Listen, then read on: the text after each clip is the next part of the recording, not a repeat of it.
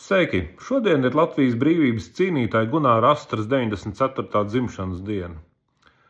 Un tas var šķist dīvaini un pat brīnumaini, bet fakts, kaut arī viņš jau daudzus gadus nav mūsu vidū, bet Gunāra Astras tēls vēl joprojām kalpo par savu veidu indikātoru vai lakmusa papīrīti tam, kas notiek ar Latvijas valsti, Latvijas valsts varu un Latvijas sabiedrību. Kad Gunāram Astram veltītais piemineklis pie tiesa ēkas tika atklāts, toreizējais valsts prezidents Egils Levits izrādīja klaju un demonstratīvu necieņu pret Latvijas valsts svarīgākiem simboliem.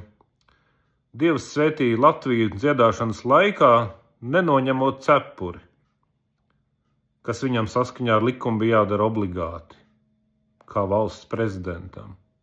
Un kas vēl apkaunojošāk, pēc šī atgadījuma valsts prezidents nevis kā tas pienāktos valsts vīram, gluži vienkārši vīrietim, pats iznāca publikas priekšā un atvainojās, bet gan kaunīgi aizsūtīja pateikt dažus atvainošanās vārdus Tantuku, savu preses sekretāru.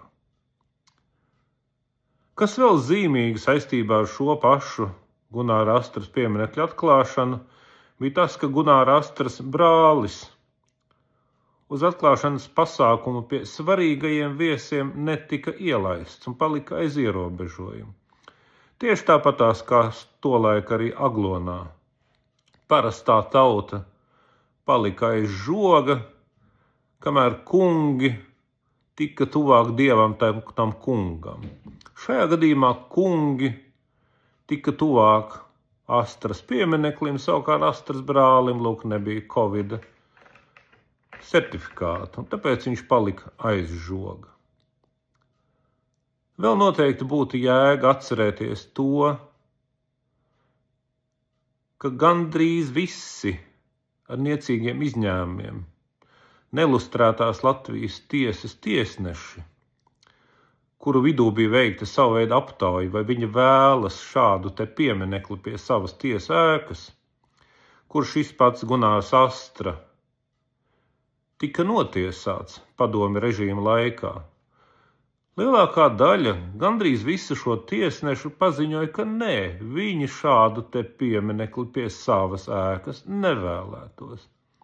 Un kas vēl raksturīgi, gandrīz visi no šiem tiesnešiem vēlējās palikt anonīmi. Tiesnešu parakstītais dokuments tā arī tika noslēpts no sabiedrības. Šodien Latvijas okupācijas muzejs ir izplatījis sociālās tīklos fotogrāfiju, kurā redzams, kā neliela okupācijas muzeja darbinieku vai pārstāvi Saujiņa noliek ziedus pie šī te Latvijas nelustrētajai tiesas sistēmai tik nepatīkamā Gļeba Panteļējeva radītā pieminekļa. Un kas interesanti, šo te cilvēku vidū nebija redzama, piemēram, okupācijas muzeja biedrības. Tā ir biedrība, kas ir oficiālā okupācijas muzeja pārvaldītāja un tā tālāk un tā tālāk. Šo ziedu nolicēju vidū nebija redzama okupācijas muzeja biedrības valdes locekle Sarmīta Ēlerte, bijusī komunista Sarmīta Ēlerte, bijusī padomju okupācijas režīma kolaboracioniste Sarmīta Ēlerte. Protams, var saprast, ko gan šādai kolaboracionistei būtu darīt pie Latvijas brīvības cīnītāja Gunāra Astras pieminekļa. Bet, protams, varētu pajautāt arī, ko bijušai komunistei un padomju okupācijas varas kolaboracionistei Sarmītei Ēlertei būtu darīt okupācijas muzeja valdē. Iedomājieties, aizdomājieties līdz tam. Padomju režīma kolaboracioniste, okupācijas režīma kolaboracioniste, okupācijas muzeja valdē. Vēl joprojām. Visu labu!